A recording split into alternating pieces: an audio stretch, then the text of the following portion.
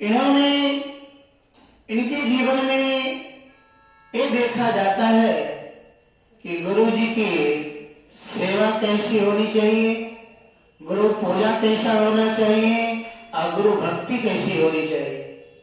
ये आपको देखना हो और सांगो पांग इनके जीवन का समर्पण, गुरुदेव के प्रति जो निष्ठा है वो बहुत से संतों में नहीं देखा जाता है, जो महाराज श्री के जीवन में देखा गया। वैसे इनका जो जन्म स्थान है यहाँ से ज्यादा दूर नहीं, बाराबंकी जिला है, वहीं के रहने वाले थे। इनके जो पिताजी थे वो श्रीमद् भागवत की कथा कहा करते थे। पंडित श्री गणेश दत्त जी थे, विद्वान थे, लेकिन दुर्भाग्यवश काफी जीवन व्यतीत होने के बाद अंत में इनका जन्म हुआ बालक का। जब ये जन्म लिए तो जन्म लेने के पश्चात गोस्वामी तुलसीदास जी ने विनय पत्रिका में लिखा है कि होनहार वीरवान को होत चिकने पात है। जो पौधा होने वाला होता है ना, वो जो जन्म लेता है छोटा से, उसकी जो कली दिखाई देती है तो वो लहलहाता हुआ चिकना दिखता है।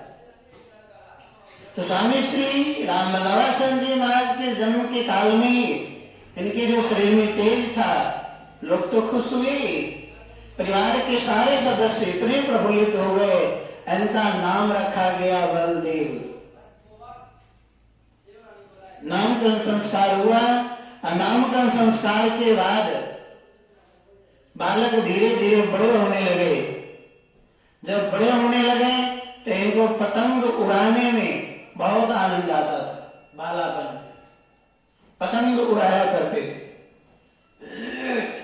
और इनके पिताजी जब बाहर कहीं दूर जाते, लखनऊ आदि में कथा करने के लिए, तो वहां दुकान से पतंग खरीद करके लाते थे। जब कभी कभी श्री गणेश दत्त जी देखते थे कि दिन भर पतंग उड़ाता रहता है, खेलता रहता है, तो बिठा करके डांटते थे और बोलते थे। तो जो पढ़ाई काल का समय था, जितना पाठ्यक्रम था, वो सब सुना देते थे। एक रोज की घटना घटी कि उनके परिवार के सारा सदस्य, जिस समय 12-13 साल के हो गए, तो परिवार के सब सदस्य वहां से बाराबंकी से अयोध्या दर्शन करने के लिए आए। इनके पिताजी भी आए, इनके माताजी भी आए, सब आए। तो बड़ी छावनी में रुके। तो बड़ी छावनी में जब रुके तो रात्रि में जब सोए तो स्वप्न में काल में इन्होंने देखा, भयावह स्वरूप देख करके चिल्लाने लगे, रोने लगे। तो एक महात्मा जी आए और महात्मा जी हाथ पकड़ करके ले गए और लक्ष्मण किला के जो ठाकुर जी है उनको दर्शन करवाए। सरजू जी का दर्शन हुआ है, उनको स्वप्न में देख रहे थे। जब सरजू जी के दर्शन करने के बाद फिर ये वहां जब शांत हुए तो इनकी नींद खुल गई। इनके पिताजी आए थे, उधर दर्शन करवा करके वहां से लौटा करके लेकर के चले गए बाराबंकी। जब बाराबंकी चले गए तो धीरे धीरे बड़े होने लग गए। 20 साल की जब इनकी अवस्था हो गई तो एक दिन इनके पिताजी को कहीं जाना था कथा करने के लिए, बुलाने वाले आए, लेकिन कोई कारणवश ये गए नहीं। कहा कि कल आएंगे, तुम लोग आज जाओ, कथा कल से है, तो मैं कल सुबह यहां से निकलूंगा, 10 बजे तक पहुंच जाओ। लेकिन रात में जो सोए तो सोए रह गए, दुनिया से विदा हो गए और सब घर में रोने जाने लगे। ये जो बलदेव थे, वहां गांव में तालाब पर एक हनुमान जी का मंदिर था, तो उस हनुमान जी से इनको बहुत लगाव था, हमेशा जाया करते थे। तो सब तो घर में रोते थे और ये बालक तालाब के ऊपर हनुमान जी के चरणों में बैठ करके और वहां जाकर रोने लगा। अब तो पिताजी चले गए, हम कैसे रहेंगे, क्या होगा हम लोगों का, हमारे परिवार का। तो हनुमान जी ने इनको सांत्वना दिया कि तुम्हारे हित में हुआ है, तुम्हारे पिताजी दुनिया से चले गए, ये तुम्हारे हित के लिए, तुम रो मत, तुम घर परिवार चलाओ जैसे चलता है। तो उस समय में घर का सारा भार इनके ऊपर पड़ गया। तो कहा उस समय में एक बनिया का साथ मिला, व्यापारी व्यक्ति के संग किया, और उनके साथ में ये जो गुड़ होता है ना, उसको लेकर के बेचने के लिए जाया करते थे कानपुर। कानपुर में जब बेचने के लिए जाया करते थे तो कभी कभी इनके साथ वाले ना जाए, इनको अकेले भेज दे। तो जब ये कानपुर में गुड़ बेचने के लिए जाते थे और कोई साधु महात्मा इनके पास आ जाए तो ऐसे ही दे देते थे, ले जाइए। एक दिन हुआ क्या, तो महात्मा लोगों को देने लगे तो जितने लोग थे सब आने लगे, हमको दे दो, हमको दे दो। तो इन्होंने एक नियम बनाया कि जो 1000 नाम जपेगा यहाँ बैठ करके, उसको गुड़ के एक भेली दी जाएगी। अब जो जितने मांगने चाहने वाले थे वो आ गए, तो उनसे 1000 नाम जब बाते थे और फिर उठा करके एक गुड़ का भेली दे दिया करते। अब ऐसे करते करते सब यूं ही बांट दी। जो इनके साथ वाले थे वो पहुंचे कानपुर इनके पास के, देखिए करते क्या है। इनसे पूछा कि सब बिक गया तुम्हारा? कहा कि हाँ सब बेच दिए। तो कहा पैसे? तो जो कुछ 10-20 रुपया मिला था वो उनके हाथ में थमा दे, कहा इतना पैसा है। कहा और क्या हुआ? तो उसने कहा कि क्षमा करिएगा, सब मांगने वाले आ रहे थे, हमने नियम लगा दिया कि 1000 नाम जो जपेगा उनको एक भेली देंगे, और सब 1000 नाम जाप करते हैं, हमने एक एक भेली दिया तो सब समाप्त हो गया। जो इनके साथ वाले थे वो नाराज नहीं हुए, वो इनके स्वभाव से पहले से परिचित थे। उसने कहा कि चलो कोई बात नहीं, तुमने अच्छा धन कमाया, भगवान के नाम तो लिया ना, नाम तो तुम्हारे पास आया। कहा कि हाँ चले आए। वहां से बाराबंकी में फिर आकर के गांव में रहने लगे। इनका ऐसा स्वभाव था, एक संत उस गांव में पहुंचे तो जो महात्मा कर्कश स्वभाव के थे, खड़ाऊ पहनते थे, ये सेवा में लग गए। तो कुछ इनसे गलती हो गई, तो महात्मा जी ने खड़ा उठा करके इनको खूब पिटाई कर दिया, और इन्होंने एक बार उनकी प्रतिक्रिया में कुछ भी नहीं बोले, हंसते रह गए। पूरे गांव वालों ने प्रशंसा किया कि सब कहने लगे कि लगता है आगे चल करके साधु बनेगा। एक बार शब्द भी कुछ नहीं बोले। इसके बाद इनकी वहां शादी हो गई। शादी होने के बाद घर में एक बेटी भी हुई।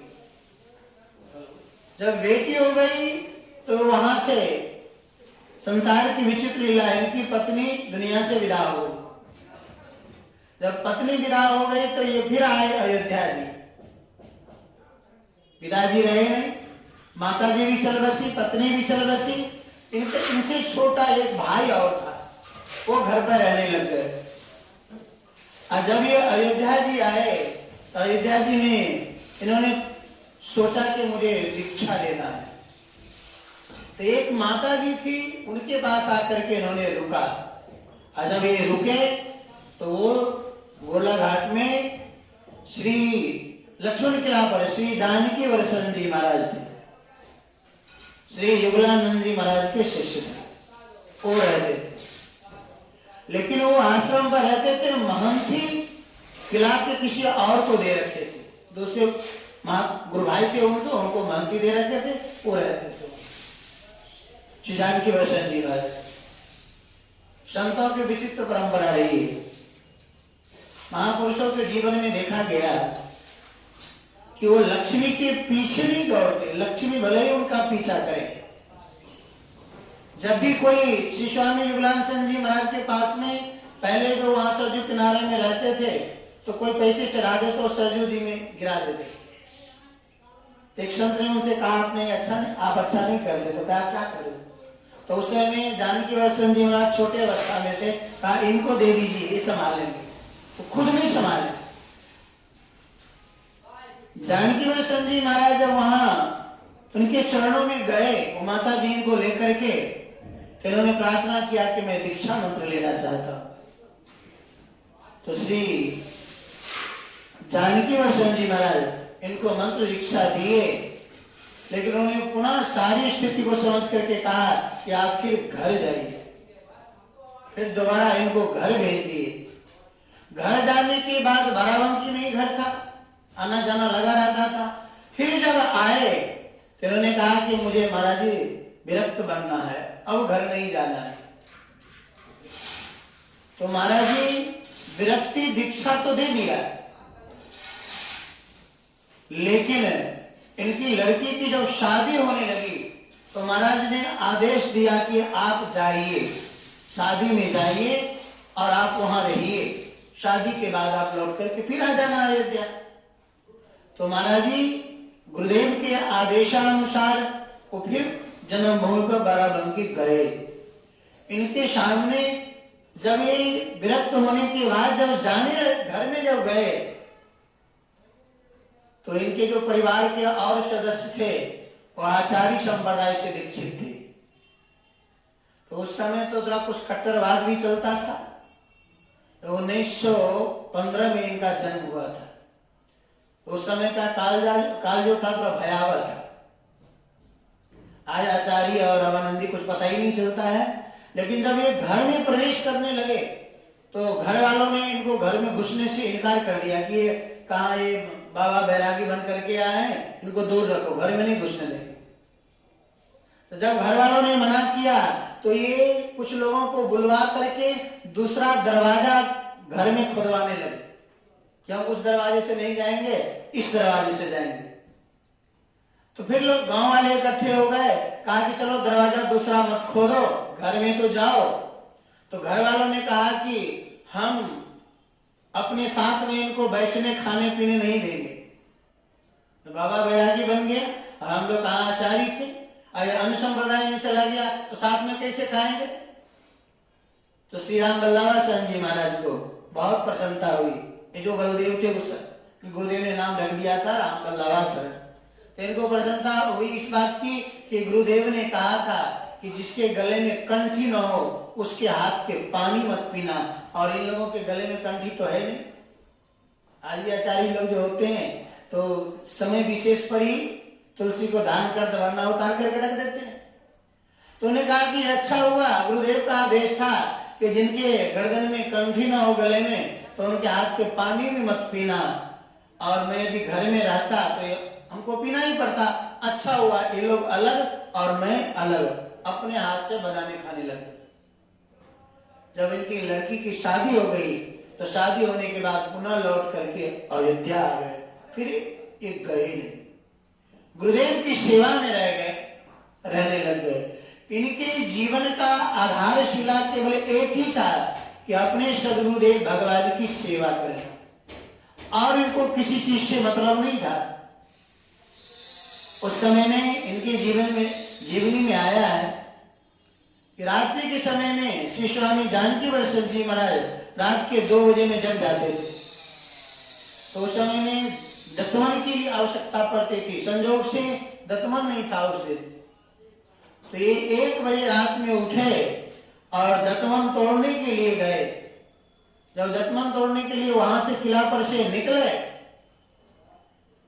तो रास्ते में एक चमकता हुआ मणि दिखाई दिया, प्रकाश स्वरूप दिखाई दिए। तो आगे न बढ़ करके पीछे हट गए और फिर इधर असरभी वन तरफ आकर के, उस समय तो सब जंगल जंगल रहा, तो इधर से आकर के प्रभाती उतार कर ले गए और फिर रख करके चले आए। जब सुबह हुआ तो महाराज जी ने कहा कि प्रभाती कौन लाया था सुबह में? तो इन्होंने कहा कि भगवान ये प्रभाती तो मैंने लाया, लेकिन मेरे साथ एक आज अजीब घटना घटी। कहा क्या हुआ? तो कहा जब मैं रास्ते में जा रहा था तो ऐसा प्रकाश निकल रहा था कि मैं देख करके घबराया, लेकिन फिर मैं लौट करके दूसरे रास्ते से चला गया।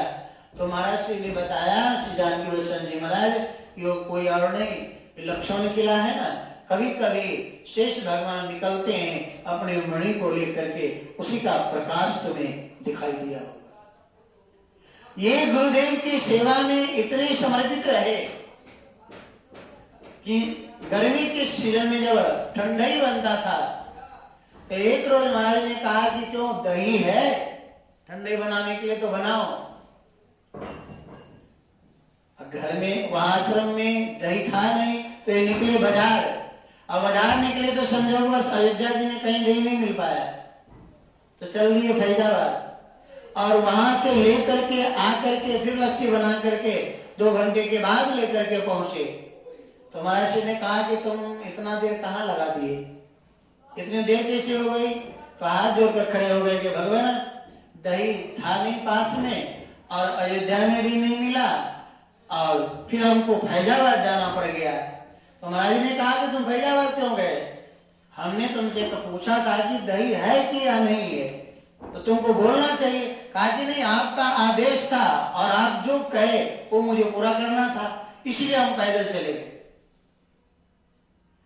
एक रोज जानकी प्रसन्न जी महाराज ने कहा कि एक सोने के लिए कोई खाट की व्यवस्था हो जाती, कोई हल्का होता कि हम अपने हाथ से उठा लेते, तो उनको खोजने के लिए खोजते खोजते उस समय में अयोध्या में कुछ ज्यादा रहा नहीं होगा, केवल मंदिर अत्र तत्र दिखाई देते थे और तो कुछ का दुकान था नहीं, तो फैजाबाद चले गए।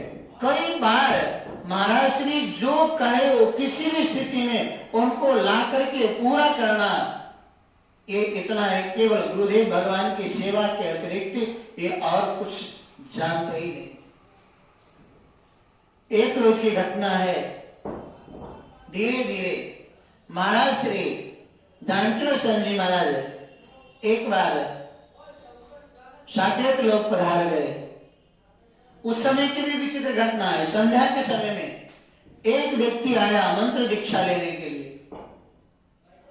तो श्री राम वल्लभाचार्य जी महाराज ने उनसे कहा कि देखो कल आना, अब कल ले लेना। तो वो जाने लगा। तो ये बात महाराज जी जो अंदर कमरा में बैठे थे वो सुन रहे थे। तो महाराज जी ने कहा कि वो जो व्यक्ति आया था वो क्या कह रहा था? तो उन्होंने कहा महाराज जी वो आए थे दीक्षा मंत्र के लिए, संध्या हो गई तो हमने मना कर दिया और आप नियम में है, हमने कह दिया कल आना, कल आकर के ले लेना। तो महाराज ने कहा कि नहीं, उनको बुलाओ। उनको जब बुला कर लाया गया तो महाराज जी ने पूछा श्री जानकी प्रसन्न जी महाराज की, आप बताइए आपकी इच्छा अभी दीक्षा लेने की है? तो उन्होंने कहा कि हाँ, हम तो इसीलिए आए थे, लेकिन इन्होंने मना किया तो हम जा रहे थे। तो कहा ठीक है लाओ अभी दीक्षा मंत्र देते। उन्होंने संध्या में दीक्षा मंत्र दिया और रात में सोए, और जब रात्रि में जब सोए तो फिर जगे नहीं, साकेत लोग ही पधार गए मंत्र दीक्षा देने के बाद। एक इनके जीवन में सदगुरु देव की सेवा की और प्रधानता रही है। एक बार महाराज श्री जो खड़ाव पहनते थे वो बहुत पुराना हो गया था, तो काशी के एक व्यक्ति आए थे जो महाराज जी का शिष्य था। उन्होंने महाराज जी का खड़ाव को देखा तो उन्होंने राम वल्लभाचार्य जी महाराज सेवा में रहते थे, तो इनसे कहा कि मैं जा रहा हूं और वहां से खड़ाव भेज दूंगा। कहा ठीक है। खड़ाव जब बिल्कुल जीर्ण शीर्ण हो गया और महाराज जी पहनते थे और जाने के बाद भूल गया, भेजा नहीं। तो श्री राम वल्लभाचार्य जी महाराज ने पत्र लिखा कि आप कहे थे खड़ाव भेजेंगे, आपने भेजा नहीं। तो उन्होंने पत्र को देख करके खड़ाव को भेजा, पार्सल किया, अब पत्र लिख दिया कि आपने, हम तो आकर के भूल गए और आपने अच्छा किया याद दिलाया, मैं ये खड़ाव भेज रहा हूं, आप महाराज जी को दे दीजिएगा। वो जो पार्सल था बड़े महाराज जी के नाम से था, श्री जानकी प्रसन्न जी महाराज के नाम से। उनके पास जब गया और महाराज जी उसको खोले तो उसमें पत्र को पढ़ा तो श्री राम वल्लभाचरण जी महाराज को बुलाए कि क्यों तूने पत्र लिखा था खड़ाओं के लिए? तूने कहा हाँ गुरुदेव, इन्होंने कहा था और हम देख रहे थे कि खड़ाओं जीर्ण शीर्ण हो गया था, तो हमारी इच्छा हुई कि बोल दूं। तूने कहा कि तूने बहुत बड़ी भूल किया, जीवन में ऐसी गलती नहीं करना। मांगना तो अपने बाप से भी नहीं चाहिए। जहां पैसे मांगने की बात आए तो अपने बाप से भी पैसे मत मांगना। और आज तारीख से याद रखो, कभी भी मांगना नहीं किसी से। फिर उन्होंने पूरे जिंदगी कभी किसी से मांगा नहीं। तो श्री जानकी वल्लभ जी महाराज गुरुदेव भगवान दुनिया से पधार गए तो लक्ष्मण किला पर रह रहे। महंत तो दूसरे थे। उस समय में इन्हीं के गुरु भाई थे जो जिनका नाम था लखनलाल शरण जी महाराज, वो महंत थे।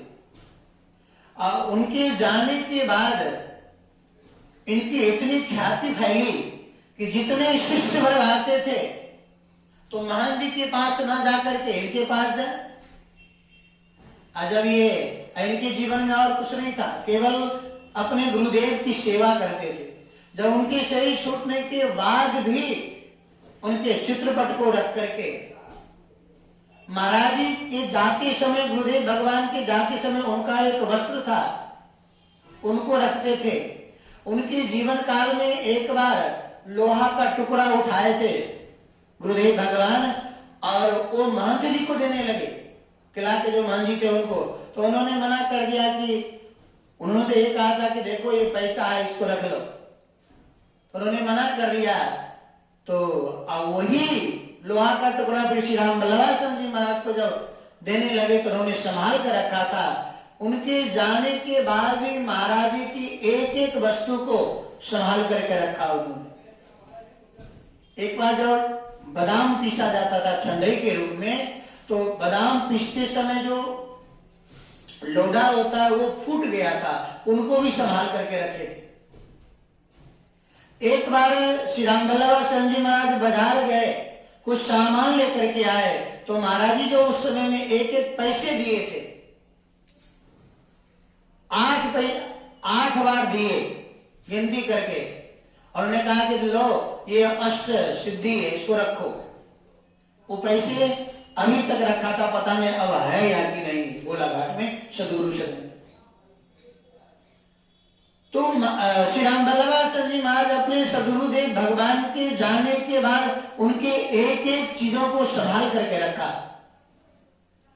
इधर धीरे धीरे मंदिर में तो अलग बधाई होती थी, और ये श्री राम वल्लभाचरण जी महाराज अपने सदगुरुदेव भगवान श्री जानकी वल्लभ जी महाराज के फोटो को रख करके और यहाँ बधाई गाया करते थे, खुद भी गाते थे। तो जितने भगत जगत बाहर से आए, मंदिर में न जाकर के इनके पास आने लग गए, यहाँ भीड़ लगने लगी। गुरु पूर्णिमा के समय में लोग महंत जी के पास कम जाते थे और इनके पास ज्यादा आते थे। अब जो आश्रम के महंत थे उनको ईर्ष्या होने लगी कि लोग हमारे पास में आकर के उनके पास जाते हैं। लेकिन समस्या ये बात थी कि उनको कह नहीं सकते थे कि तो आप यहाँ से चले जाइए। ईर्ष्या तो होती थी, क्या करें। तो उन्होंने एक बार जो महंत थे, एक वेश्या के द्वारा इनके ऊपर आरोप लगा करके केस लगवा दिए। लेकिन वो केस आनंद फानंद में खत्म हो गया, वो कुछ उससे हुआ नहीं। फिर वो जो महंत जी थे वो खुद इनके को हटाने के लिए इनके ऊपर केस किया कि इनका कोई अधिकार नहीं है। जब कोई अधिकार नहीं, कोर्ट में केस चला फैजाबाद में, तो उस समय में महाराज जी भी वकील किए, दोनों पक्ष के वकील बात करते थे। तो उससे पहले श्री जानकी वल्लभ जी महाराज के काल में ही गोलाघाट के महंती के इनकी बात हुई थी देने की। वो जो इनसे जो लखनलाल शरण जी महाराज थे, उससे जो पहले के महंत जी थे, वो चाहते थे कि इनको महंती दे दी जाए राम वल्लभाचरण जी महाराज को। तो जो महंती की बातें आई और महंत जी ने कहा कि अब ये तुम महंती यहाँ का संभालो, इन्होंने मना कर दिया, कहा कि नहीं मुझे महंती नहीं लेना है। तो श्री जानकी वल्लभ जी महाराज के चरणों में निवेदन किया, कहा महाराज हम चाहते थे कि आपका लाडला प्यारा शिष्य है राम वल्लभासन जी और ये योग भी है, तो ये महंती संभाले, लेकिन ये तो मना कर रहा है, लेने स्वीकार नहीं करते हैं। तो श्री जानकी वल्लभ जी ने कहा कि जो मेरा सच्चा शिष्य होगा, यद्यपि वो भी जो शिष्य वो भी महाराज जी भी थे तो महाराज जी के ही शिष्य थे, उन्होंने कहा कि जो मेरा सच्चा शिष्य होगा वो लक्ष्मण किला की ओर ताकेगा भी नहीं, देखेगा भी नहीं। आप महंती करो, आप अपने चला को महंत बना दो, लेकिन वो महंती नहीं लेंगे, छोड़ दो उनको। तो श्री राम वल्लभासन जी महाराज का जीवन इतना ज्यादा समर्पित था महाराज जी के लिए, अंत में वहां कोर्ट में ये फैसला हुआ कि महंत आप बने रहिए, लेकिन ये लक्ष्मण किला से जाएंगे नहीं, लक्ष्मण किला पर ही रहेंगे। कोर्ट ने लिख करके दे दिया। कोर्ट में लिखने के बाद अब धीरे धीरे ईर्षा तो होती और बढ़ती चली गई। एक रोज श्री राम वल्लभासन जी महाराज ने ये निर्णय लिया कि अब मुझे लक्ष्मण किला को छोड़ करके कहीं अन्यत्र चले जाना चाहिए, क्योंकि यहाँ रहने से वाद विवाद बढ़ता जाता है। तो महंत जी के जो एक व्यक्ति विशेष थे, उन्होंने महंत जी से कलवाया, तो महंत जी ने कहा कि जो उनको जो कुछ चाहिए वो ले ले। तो उन्होंने कहा कि हमको कुछ और नहीं चाहिए, हमारे जो गुरुदेव भगवान के फोटो है वो हमको मिल जाए।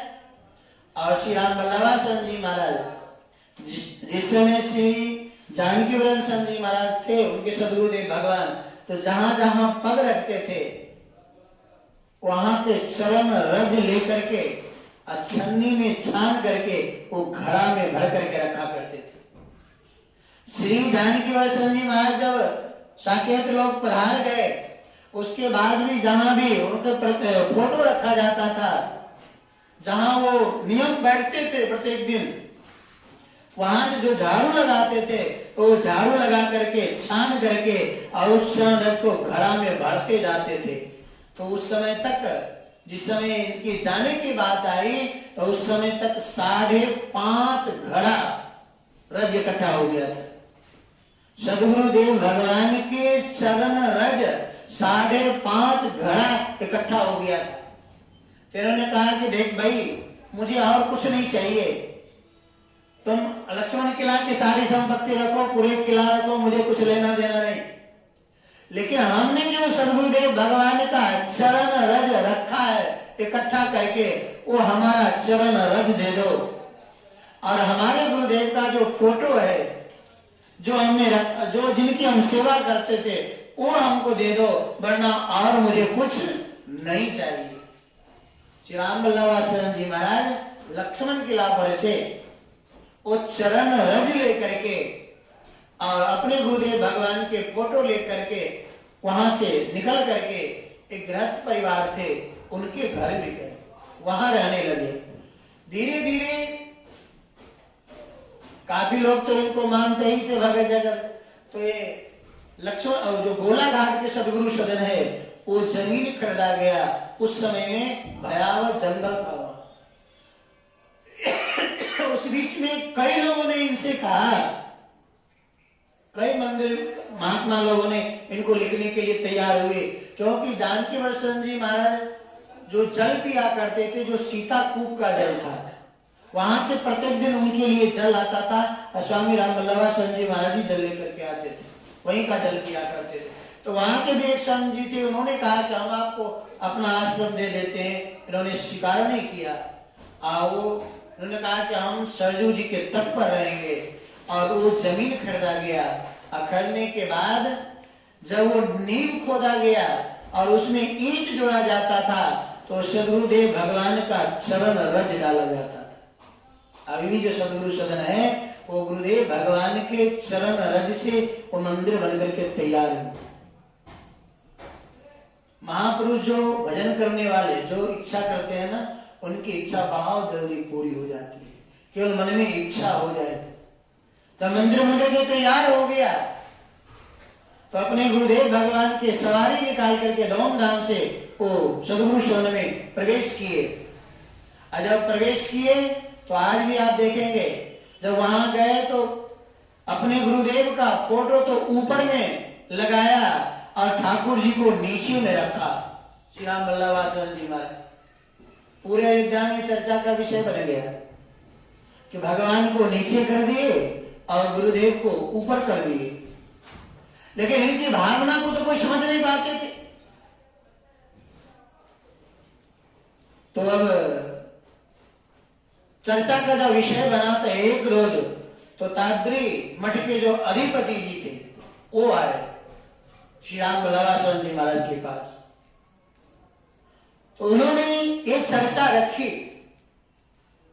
कि महाराज क्या करें, पूरे अयोध्या जी में ये चर्चा का विषय बन गया है कि हमने गुरुदेव को ऊपर रखा है और ठाकुर जी को नीचे रखा है। तब जाकर के तो ताद्री मठ के जो अधिपति थे उस समय के, उन्होंने एक कथा सुनाई। उन्होंने श्याम बल्लभाचार्य जी महाराज से कहा कि श्री रामानुजाचार्य जी महाराज के गुरुदेव भगवान थे जमुनाचार्य जी महाराज। तो जब जमुनाचार्य जी महाराज कहीं की यात्रा करते थे तो ठाकुर जी साथ में जाते थे।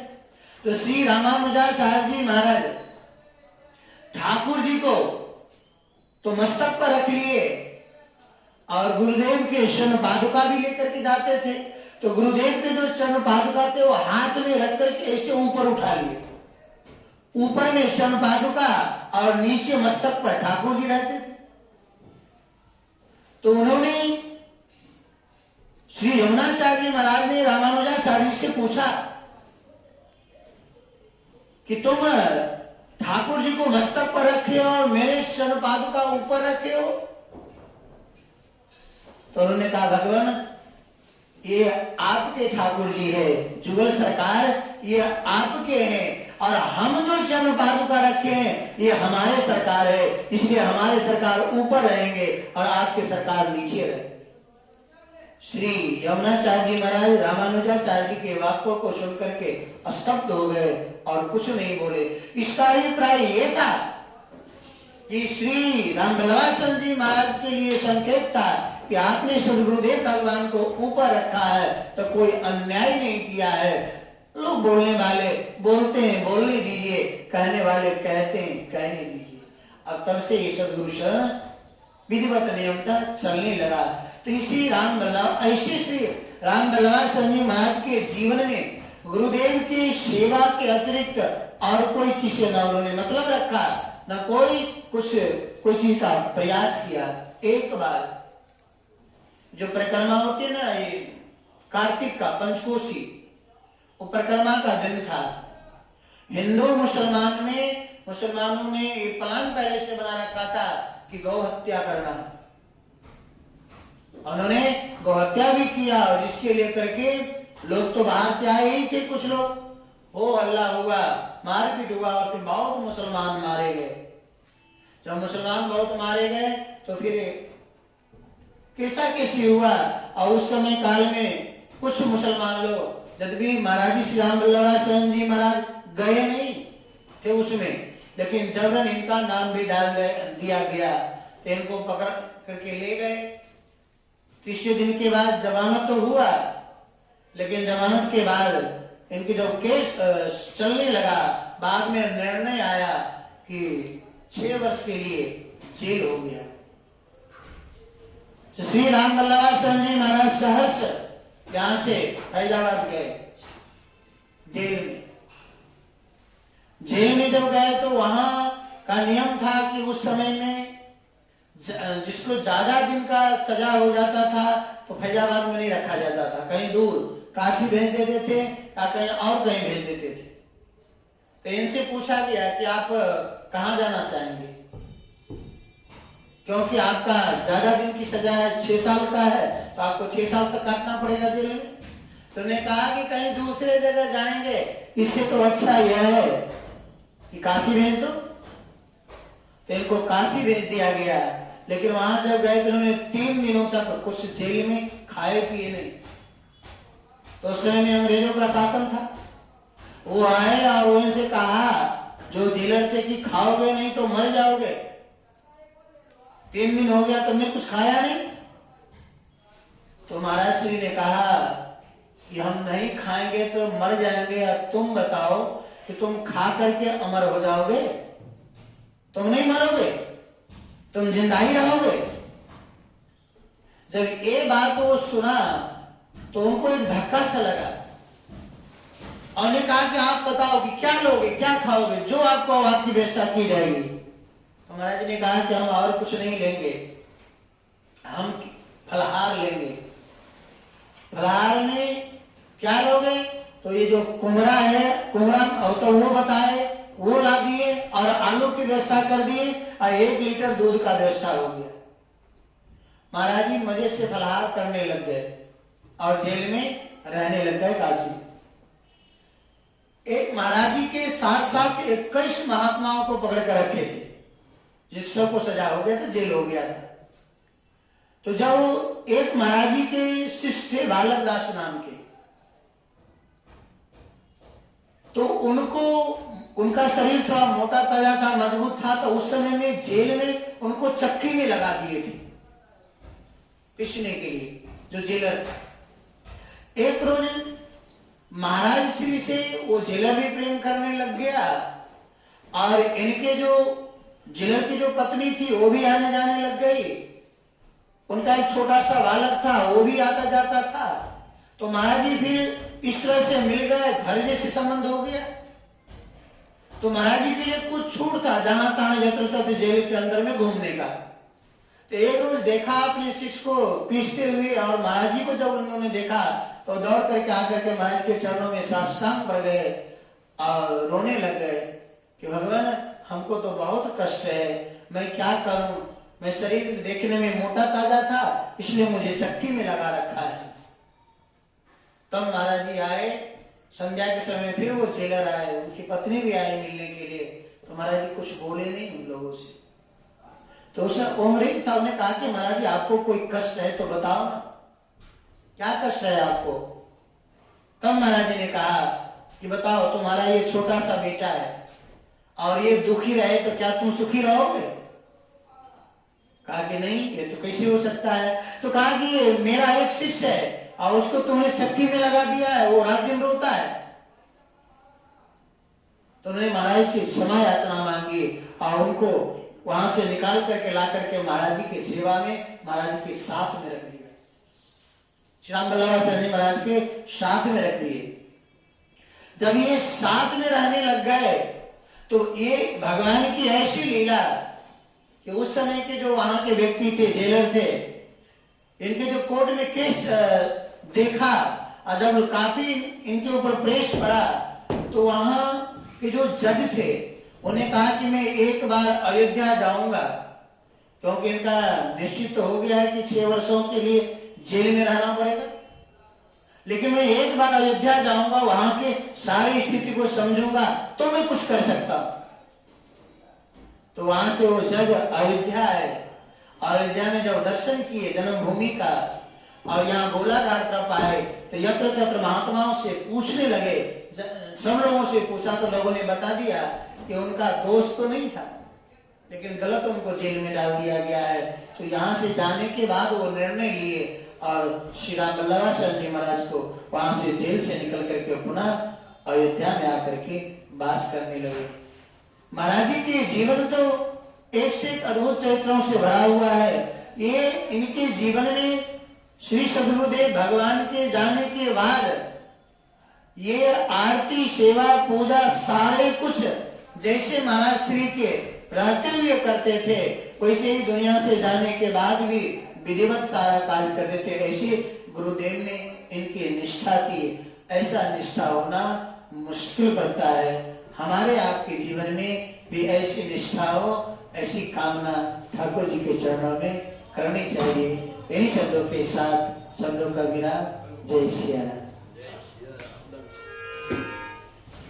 सीताराम सीताराम सीताराम जय सीताराम सीताराम सीताराम सीताराम जय सीताराम सीताराम सीताराम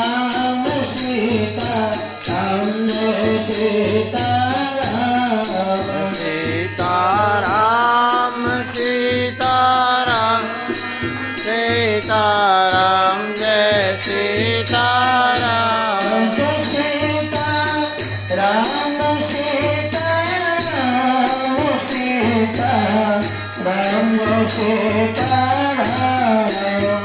सीताराम सीताराम सीताराम जय सीताराम राम सीता राम सीता राम सीता राम सीता